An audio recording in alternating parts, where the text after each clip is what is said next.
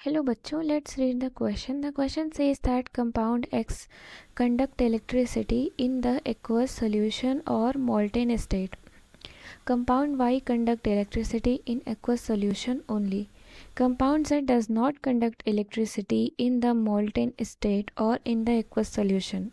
Predict the nature of bonds in X, Y and Z. तो यहाँ पर आपको दिया गया है कि जो कंपाउंड एक्स है वो इलेक्ट्रिसिटी को कंडक्ट कर रहा है both in aqueous solution and also in molten state, और जो आपका कंपाउंड वाई है वो कंडक्ट कर रहा है इलेक्ट्रिसिटी सिर्फ और सिर्फ एक्वस सोल्यूशन में। कंपाउंड जेड आपकी इलेक्ट्रिसिटी ना तो मोल्टेन स्टेट में कंडक्ट कर रहा है और ना ही एक्वस सोल्यूशन में कंडक्ट कर रहा है। तो यहाँ पे आपको बताना है कि एक्स वाई जेड में नेचर ऑफ बॉन्ड्स क्या हैं। तो इसके लिए सबसे पहले हम यहाँ पर की कॉन्सेप्ट मेंशन करेंगे। So here the key concept is electricity के कंडक्शन के लिए फ्री इलेक्ट्रॉन्स का होना ज़रूरी होता है। That is conduction of electricity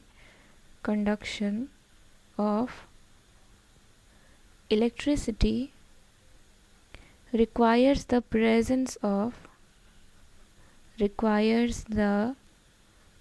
presence of free electrons। तो इलेक्ट्रिसिटी के कंडक्शन के लिए फ्री इलेक्ट्रॉन्स का प्रेजेंस होना बहुत ज़रूरी है। Now according to the question सबसे पहले बोला गया है कि कंपाउंड एक्स कंडक्ट कर रहा है इलेक्ट्रिसिटी आपका बोथ इन एक्वस सोल्यूशन और इन मोल्टेन स्टेट। तो ऐसे कंपाउंड जो इन दोनों ही स्टेट में आपकी इलेक्ट्रिसिटी कंडक्ट करते हैं उनको हम कैसे कंपाउंड बोलते हैं? उनको हम आयनिक कंपाउंड्स बोलते हैं। सो आयनिक compounds conducts electricity both in molten state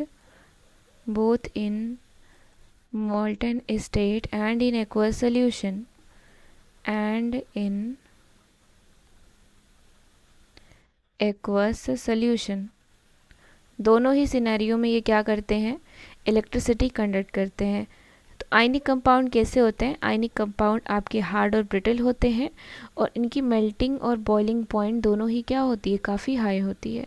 now come to the second part of the question, जहाँ पर आपको बोला है कि कंपाउंड वाई ऐसा कंपाउंड है जो कि सिर्फ और सिर्फ एक्वस सोल्यूशन में इलेक्ट्रिसिटी को कंडक्ट कर रहा है। तो इसका मतलब अगर वो एक्वस सोल्यूशन में सिर्फ कंडक्ट कर रहा है इलेक्ट्रिसिटी तो वो मोल्टेन स्टेट में इलेक्ट्रिसिटी कंडक्ट नहीं करेगा, और मोल्टेन स्टेट में कंडक्ट नहीं कर रहा है तो इसका मतलब ये है कि जो कंपाउंड सी है आपका वो आयनिक कंपाउंड नहीं है, क्योंकि आयनिक कंपाउंड तो दोनों में ही इलेक्ट्रिसिटी कंडक्ट करता है। तो ये क्या हो सकता है? ये कोवैलेंट कंपाउंड हो सकता है।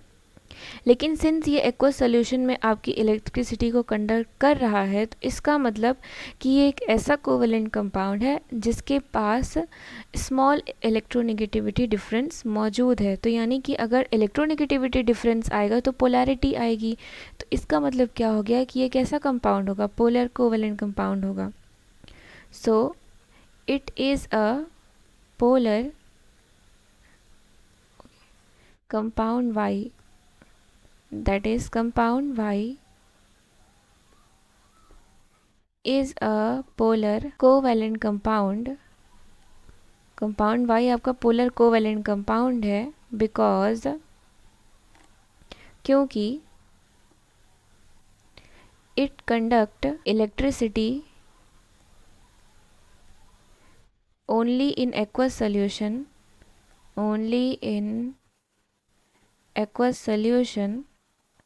so it has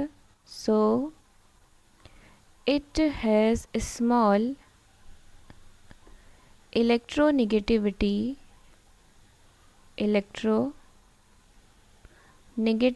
difference। तो इसके पास बहुत ही स्मॉल इलेक्ट्रोनेगेटिविटी क्या होता है? डिफरेंस होता है। Now come to the third part of the question, जहाँ पर आपसे बोला है कि कंपाउंड जेड ऐसा कंपाउंड है जो ना तो मोल्टेन स्टेट में इलेक्ट्रिसिटी कंडक्ट कर रहा है और ना ही एक्वस सोल्यूशन में कर रहा है।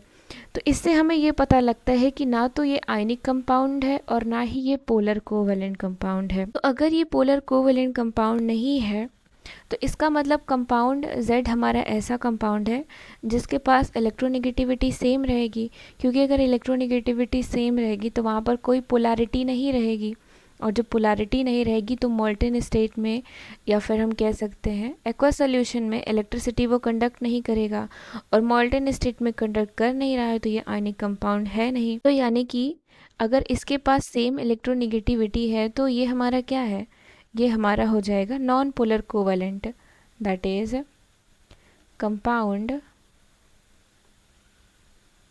Z is a non polar covalent compound. ये हमारा क्या हो जाएगा, नॉन पोलर कोवैलेंट कंपाउंड। तो जैसे आपके कंपाउंड होते हैं वैसे ही वहाँ पर बॉन्ड प्रेजेंट होते हैं। तो कंपाउंड एक्स के पास आपका जो बॉन्ड होगा वो कैसा होगा, आयनिक बॉन्ड होगा। कंपाउंड वाई के पास जो हमारा बॉन्ड होगा वो पोलर कोवैलेंट लिंकेज होंगे इसमें। एंड कंपाउंड जेड के पास जो हमारा बॉन्डिंग होगी वो होगी non polar covalent linkage. So I hope you understood it well. Thank you and best of luck.